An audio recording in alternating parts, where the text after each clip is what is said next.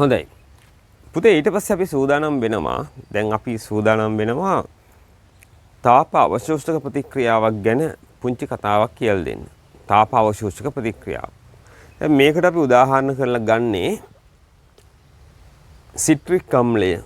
සිට්‍රික් අම්ලය අපි තුම් සාමාන්‍යයෙන් සිට්‍රික් අම්ලය තියෙනවා දෙහිවල තියෙනවානේ. ඒකට මේ කෘත්‍රිමව නිපදවුවා වල වෙළඳ මේ විද්‍යාකාරයක් තියෙනවා. වෙළඳ පොලෙන් ගන්නත් පුළුවන්. කැට වශයෙන් සිට්‍රික් අම්ල.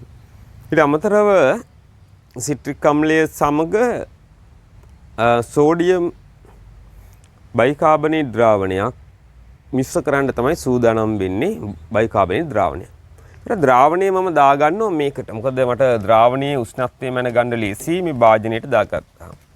මේ සෝඩියම් බයිකාබනේට් ඉන්නේ HCO3 ද්‍රාවණය. ද්‍රාවණය කියලා ලියන්න.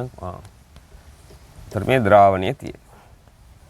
ඊට අමතරව අපිට ගන්න පුළුවන් දැන් සිට්‍රික් අම්ලයත් අපි දානවා ඔර්ලෝස් තැටියකට ස්වල්පයක් අරගෙන ඊට පස්සේ ටික අපි දානවා මේ ද්‍රාවණයට. ඊට කලින් ආරම්භක උෂ්ණත්වය මැනගෙන ඉන්න ඕනේ. නැත්නම් උෂ්ණත්ව වෙනසක් වුණාදයි කියලා අපි දන්නේ. මේ උෂ්ණත්වමානය කොහෙද දාගත්තේ මම. දාලා මේකට දානවා සිට්‍රික් අම්ලය. දාලා වීදුරු කූරක් එහෙම දාලා හොඳට මේක මිශ්‍ර කරනවා. මිශ්‍ර කරලා මේ සිට්‍රික් අම්ලය දැම්මේ.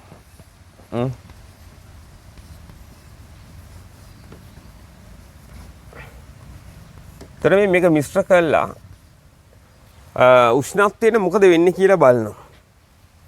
අපි හිතමුකෝ උෂ්ණත්වය පල්ලෙහා ගියා කියලා. දැන් උෂ්ණත්වය පහළ යනවා. හරි. දැන් ඊට පස්සේ දැන් මොකද වෙන්නේ? අපි මේ ටික අයින් කරගමු. මේක ඇතුළේ ද්‍රාවණයේ දැන් ප්‍රතික්‍රියාවට පෙර තියෙනවා සෝඩියම් බයිකාබනේට්. ඔකට අපිට කියන්න පුළුවන් බේකින් සෝඩා කියලා. හරිද? සිට්‍රික් අම්ලයයි සෝඩියම් බයිකාබනේට්යි. ඔය දෙන ඉන්නවා. බයිකාබනේට් එච්චරක් ඉන්න බෑ. Sodium bicarbonate. ඔන්න ඔය කට්ටිය තමයි ද්‍රාවණයේ ඉන්නේ. ප්‍රතික්‍රියාවට පෙර. ප්‍රතික්‍රියාවෙන් පසු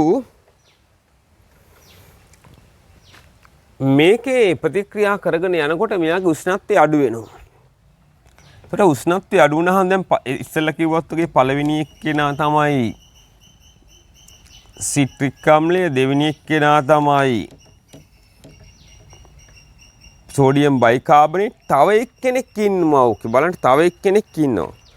එයා තමයි අපිට ඊළඟට ඕන වෙන ඊ තුන්වෙනි කට්ටිය තමයි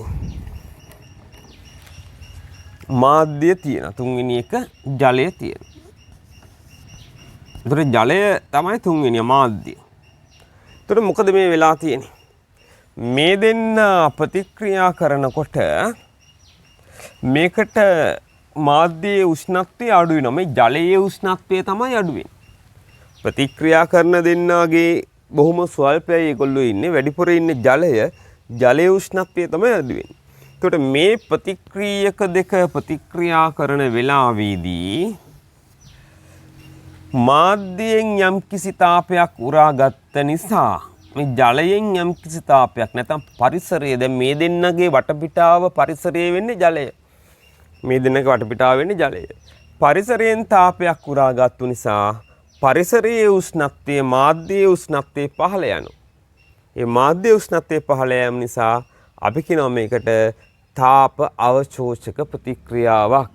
මේකට අපි කියනවා තාප අවශෝෂක ප්‍රතික්‍රියාව. තාපය උරා ගන්න තාප අවශෝෂක ප්‍රතික්‍රියාව. එතකොට තාපදායක ප්‍රතික්‍රියාව ගැන කිව්වා. දැන් කියලා දුන්න තාප අවශෝෂක ප්‍රතික්‍රියාවක් ගැන. ඔන්න ඕක තමයි සරලවම තාප අවශෝෂක ප්‍රතික්‍රියාවක් පැහැදිලි කරන්න පුළුවන් ක්‍රමය.